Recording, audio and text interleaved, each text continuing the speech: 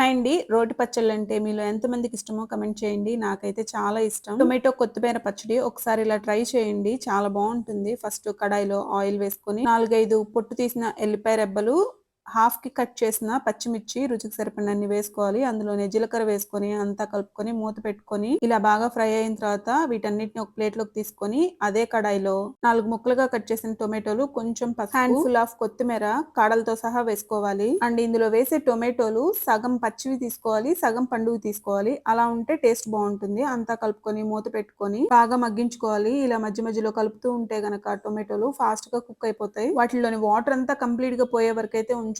కొంచెం వాటర్ ఉంచేలా ఉంచి ఆ స్టేజ్‌లో స్టవ్ ఆఫ్ చేసుకొని కంప్లీట్‌గా ఆరిపోయిన తర్వాత మిక్సీ జార్‌లో ఎల్లిపాయ, పచ్చిమిర్చి, టొమాటోలు, కొత్తిమీర అన్నీ వేసేసుకొని రుచికి సరిపడినంత ఉప్పు కూడా వేసుకొని బాగా కొంచెం బరకగా మిక్సీ పట్టుకోండి. అంతా కలుపుకొని ఉప్పు టేస్ట్ చేసుకొని దీన్నైతే సర్వింగ్ బౌల్‌లోకి తీసేసుకోవడమే. అంతే అండి. కొత్తిమీర టొమాటో పచ్చడి అయితే రెడీ అయిపోయింది. నచ్చితే ట్రై చేసి ఎలా వచ్చిందో కామెంట్ చేయండి.